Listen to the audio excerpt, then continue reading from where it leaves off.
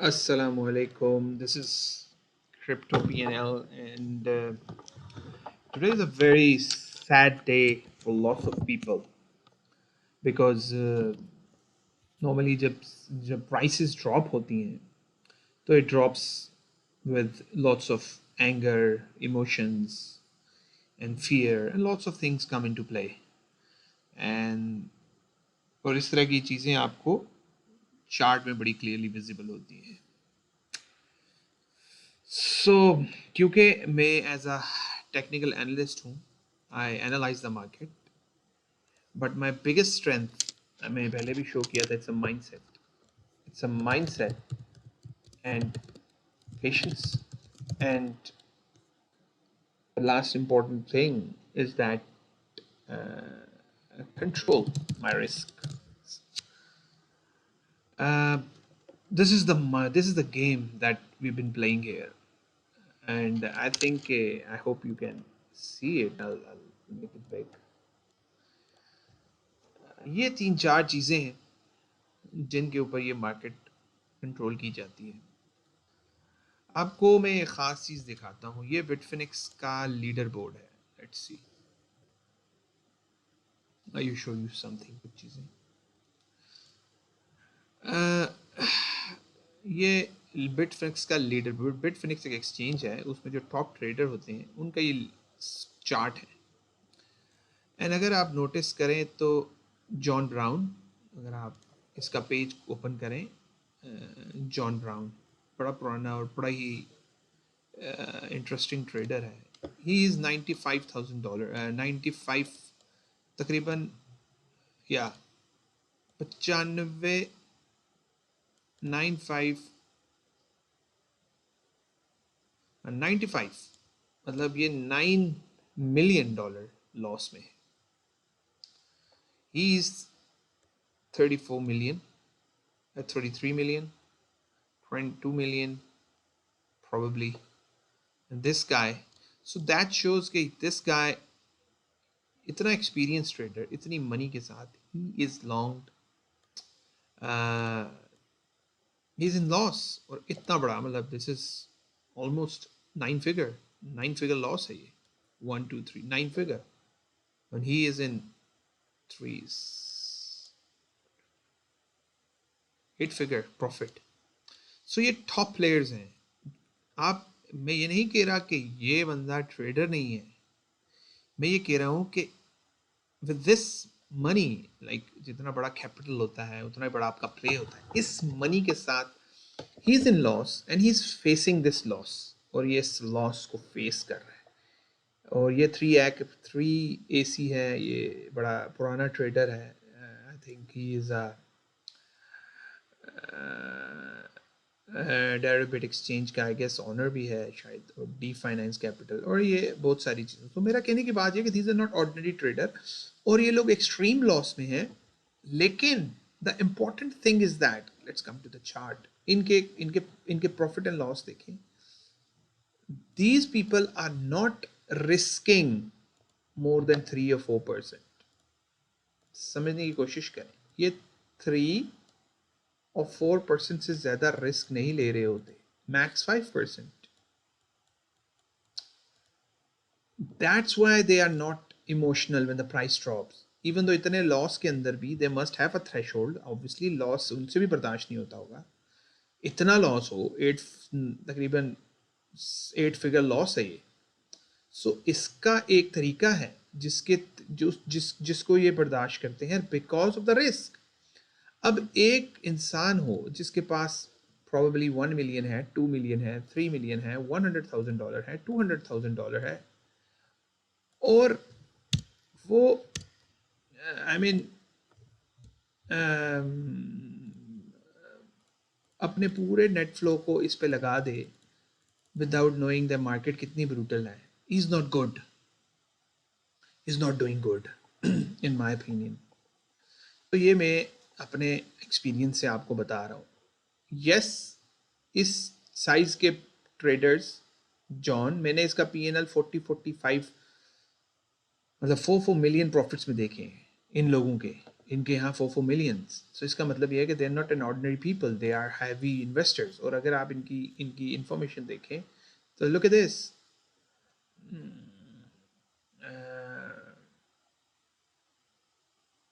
these people are not scared because they are not over। और एक खास आपको एक बात बता दूं, जब इस किस्म की मार्केट में होते हैं, जब आप अनसर्टन होते हैं, देखें that was my buy zone, I was buying here, ठीक है, I was buying here, this was my buying level because that was my first interest level of interest. और the only thing that drives me, मतलब मैं अपने अपने risk को increase इसलिए नहीं किया because I was waiting for a good decent bounce, लेकिन इस बाउंस ने मुझे इम्प्रेस नहीं किया। तो मैं कॉशियस था और मैं एक्सपेंसिव नहीं था। और सबसे इंपॉर्टेंट बात कि इन एरियाज में मैं फ्यूचर ट्रेड्स नहीं करता। यस आई एम शॉर्ट, कुछ एसेट्स में मैं शॉर्ट हूँ, लेकिन वो मेरे हेज होते हैं अगेंस्ट सम प्राइसेस, क्योंकि अगर मैं बीटीसी लॉन्ग हूँ तो मैं हेज शॉर्ट जरूर करता हूँ। लेकिन मैं कहने की बात, जब मुझे लगता है कि प्राइस में स्ट्रेंथ नहीं है, मेरे कहने की बात यह है कि इस जगह पे बाइंग इज, मतलब that doesn't kills me because I think कि ये वाली price I will get that price उससे इतनी डिविएट नहीं हुई, ना ही इतना बड़ा हुआ। लेकिन क्यों मैं इतना नहीं था, बिकॉज जो एंड मूव होता है उसका ऐसा वॉल्यूम होता है, जो एंड मूव होता है उसका इस किस्म का वॉल्यूम होता है। ये वो एंड मूव वॉल्यूम है, कैपिचुलेशन कैंडल, इस तरह की कैंडल, ठीक है, और इसी तरह की बाइंग। सो अगर हिस्टोरिकली हम देखें, जब भी एंड मूव हुआ है, and move a big capitulative candle and move के साथ, और अगर आप गौर करें तो उस एंड मूव के साथ एक हैवी बाइंग कैंडल भी आती है। तो इस वजह से मैं एक्सपेक्ट कर रहा हूं कि कैपिचुलेशन कैंडल आनी है। वाई? बिकॉज मेरा ओपिनियन ये है कि अगर मैंने एक रेंज ड्रॉ किया ना, let's go to the technical, मैंने एक रेंज ड्रॉ की है, इस रेंज से नीचे इज अ बाय। अब अगर आप बुलिश हैं किसी भी एसेट में, तो कम से कम ये 30% हिस्से के हर 10% पे आप बाइंग कर सकते हैं। 1 2 and 3, this is how I play as an investment, because as an investment ही आप इन एसेट्स को ट्रेड कर सकते हैं। अगर आप ट्रेडर नहीं है, ट्रेडर वो होता है दैट गेट्स इन, जो किसी सेटअप को शॉर्ट करता है या लॉन्ग करता है, दे प्लो बोथ वेज। अगर आप दोनों साइड पे नहीं प्ले कर सकते तो आप ट्रेडर नहीं है। I play the short, I play the long. अगर आप नहीं कर सकते, यू आर इन्वेस्टिंग। इन्वेस्टिंग में इज द पेशेंस। और ये मार्केट जितनी वॉलेटाइल है, इतनी डेंजरस है, क्योंकि कुछ फंडामेंटल मार्केट को ड्राइव कर रहे हैं नीचे। और अगर हम मंथली सपोर्ट पे जाएं, मंथली लेवल पे, तो अभी तक अगर हम गौर करें तो प्राइस अभी तक मंथ में क्लोज होने में 9 डेज हैं, do not fall for it. Price अभी तक मंथली सपोर्ट रेंज में है।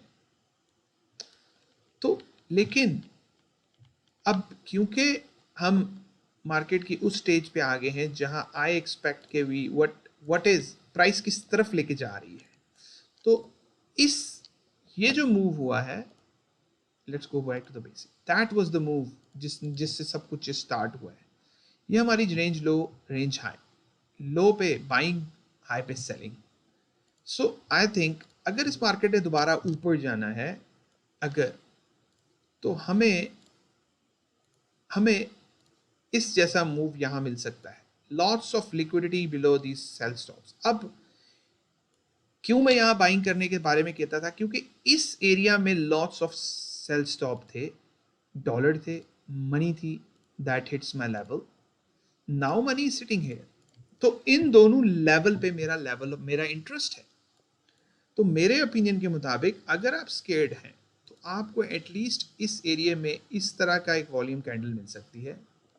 और मैं एक्सपेक्ट करूंगा कि प्राइस, अगर यहाँ से प्राइस हमें बाउंस देती है तो विच आई थिंक पॉसिबल है। और ये एरिया जो हमारा जिससे प्राइस बहुत फास्ट आई है, तो आई थिंक अगर बाउंस मिलता है, लेकिन मेरा जो लेवल ऑफ इंटरेस्ट है बाउंस का, वो ये एरिया से है। आई थिंक ये एरिया मोर लाइकली 32-33,000 से यहाँ से बाउंस हो सकता है, हमारे लिए एक बाउंस मिल सकता है हमें। और क्योंकि यहाँ CME फ्यूचर्स का गैप भी है, आई थिंक ये प्राइस यहाँ से आ सकती है और हमें ये एक बाउंस दे सकती है, फिर we can have that that worst scenario of the year, I think, if it is possible. But जो मैं आपको समझाने की कोशिश कर रहा हूँ कि इससे नीचे आप एक्सपेक्ट कर सकते हैं प्राइस के आना, बिकॉज अब लिक्विडिटी जब इतनी नीचे आई है और लिक्विडिटी ने हाई लिया है एज एन इन्वेस्टर, अगर आप इधर भी बाइंग करते हैं तो एटलीस्ट अगर मार्केट वीक भी होती है तो हमें एक अपॉर्चुनिटी मिलेगी ब्रेकआउट, ब्रेक इवन होने की या प्रॉफिट टेकिंग की। तो अगर, क्योंकि आप तो एज अ बायर हैं, ट्रेडर नहीं हैं, तो आप बाइंग सेलिंग करेंगे, लेकिन आप फ्यूचर्स पे ट्रेड मत करें। बहुत से लोग फ्यूचर्स में लॉस में होंगे और बहुत से लोगों को स्ट्रेस होगा, लेकिन क्योंकि मैं मेरी मसरूफियत काफ़ी ज़्यादा है कुछ वजह से, बिकॉज मे बी ऑब्वियसली जब आप इस तरह का मूव होता है आपका पोर्टफोलियो डाउन हो जाता है, because I have some buying here, I have some buying here, so मैं बाइंग तो करता रहा हूँ, लेकिन मैं अपना रिस्क कंट्रोल करता रहा हूँ। I am controlling this area. So इस वजह से what I am doing is that I am controlling this way. तो मेरा कहने की बात यह है, what my prediction is now in the market, मेरा मार्केट के अंदर ये है कि मेरी आइज इस एरिया में है। जब तक मार्केट इस एरिया में नहीं आती, इस एरिया के नीचे बुलिश नहीं हूं मैं, पहली बात। तब तक मैं वेट करूंगा for market to show me move. और आई थिंक कि मार्केट के अंदर बहुत सारे ऐसे एरियाज हैं जिसकी तरफ मार्केट ट्रैक कर सकती है, जैसे कि ये एरियाज हैं, लेकिन इन माय पर्सनल ओपिनियन इस एरिया की जो लिक्विडिटी है, जैसे कि एग्जांपल दे दूं, इस एरिया को ब्रेक करने के लिए मार्केट ने काफ़ी टाइम लिया है this. So there is it can possible कि हम इस एरिया में आ सकते हैं, और आई थिंक कि प्राइसेस के अंदर आ सकती है because lots of money sitting है। तो keep an eye on this area.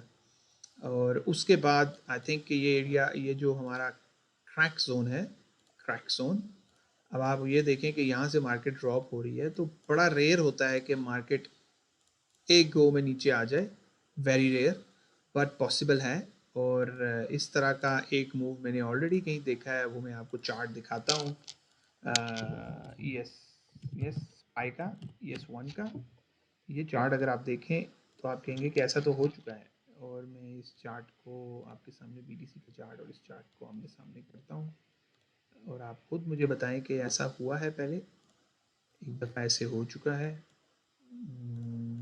This is the chart. और अगर आप इस चार्ट को देखें फ्रॉम दैट लो, ठीक है, ये चार्ट हमारा बीटीसी का है, और ये मैं आपके सामने एक चार्ट रख रहा हूँ।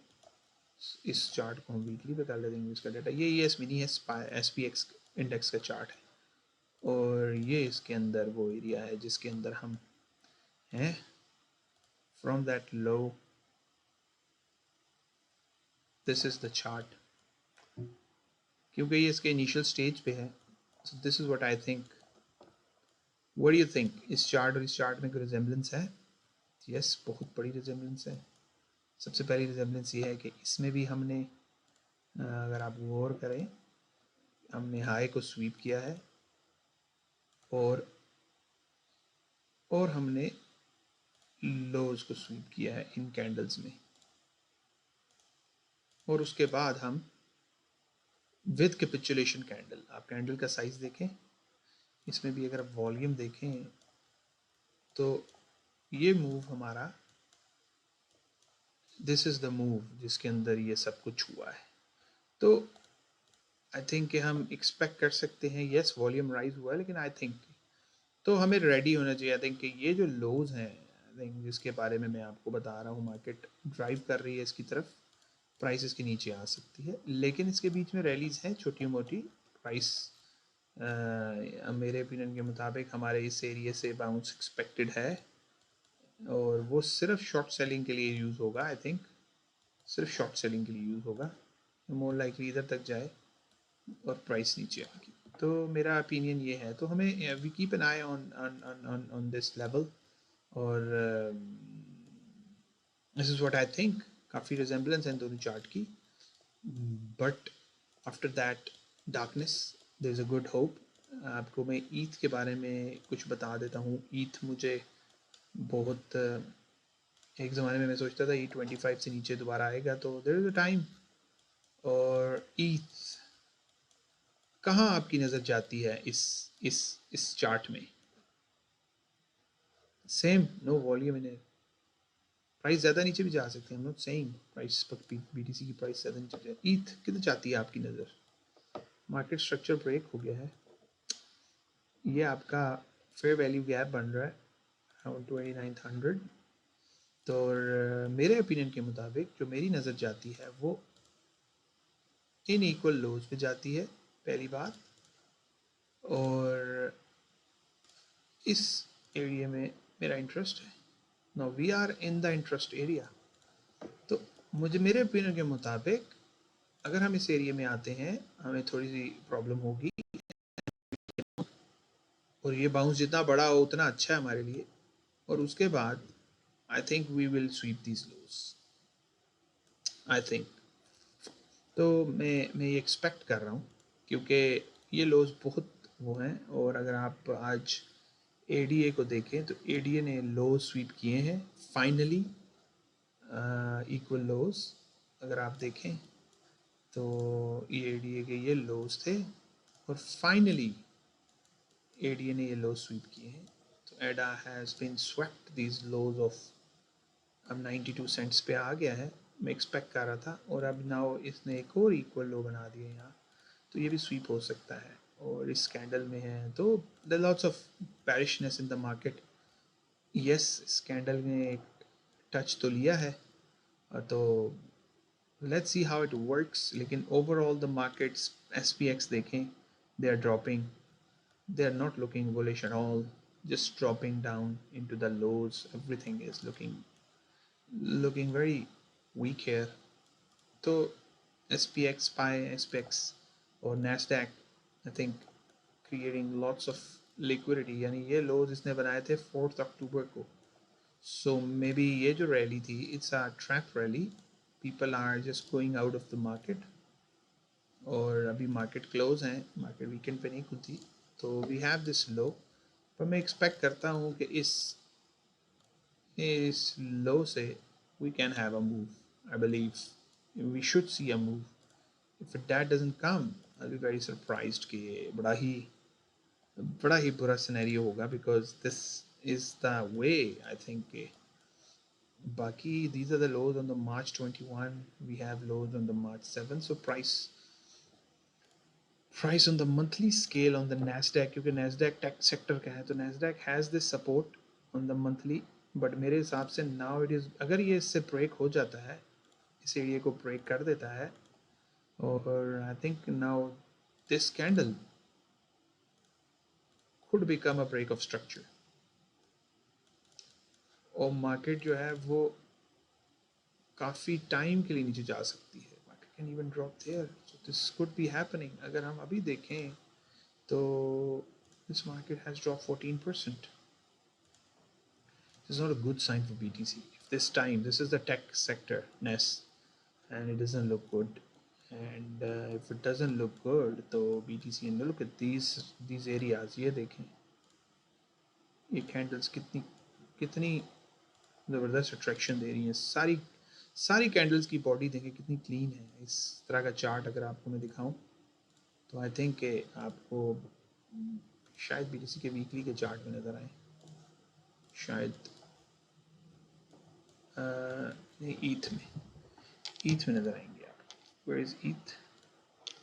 यस, ये देखें, ये कैंडल्स, अगर आप इस चार्ट को क्लीन करें, मैंने ये चार्ट्स आपके लिए इसलिए ड्रॉ किया, ये लाइंस, तो I think price will come into that area, this fair value gap possible।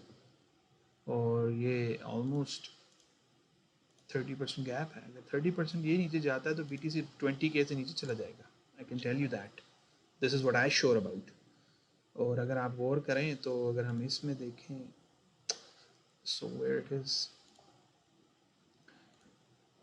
ये देखें, ये कैंडलें हैं। अगर हम इन कैंडलों को देखें, so do you think कि ये कैंडल्स और ये candles they resembles? So this is the gap of the candles। Price एक दफ़ा तो आई थी, इसमें एक दफ़ा तो आई थी, लेकिन I think it can come again. और अगर हम देखें इस एरिया के बाद प्राइस ऊपर गई है, फिल किया है उसने गैप। इवन तो ये कैंडल्स, इसमें फिर भी थोड़ी सी एफिशिएंसी है इन कैंडल्स में, बट आई थिंक ये कैंडल्स जो हैं दे आर स्पेशली ये तो फिल हो गया है ये एरिया। आई थिंक प्राइस इसमें आनी चाहिए। और अगर आपको जादू दिखाऊं, आप जादू देखें प्राइस कहाँ आई है, and look at this, bounce देखिएगा कहाँ से।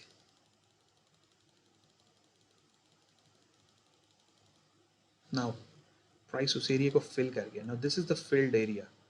और अब प्राइस यहाँ से आई बिलीव अगर इक्वल लोज को स्वीप करना है तो अभी कर सकती है, but I still think there's a probability कि हम यहाँ से बाउंस करें पहले, but keep an eye on it कि ये बाउंसेस वीक होंगे, और अगर बाउंस होता भी है तो इस एरिया में घुसने की कोशिश करेगा, तो keep an eye on this. बाकी I hope all is good. अस्सलाम वालेकुम।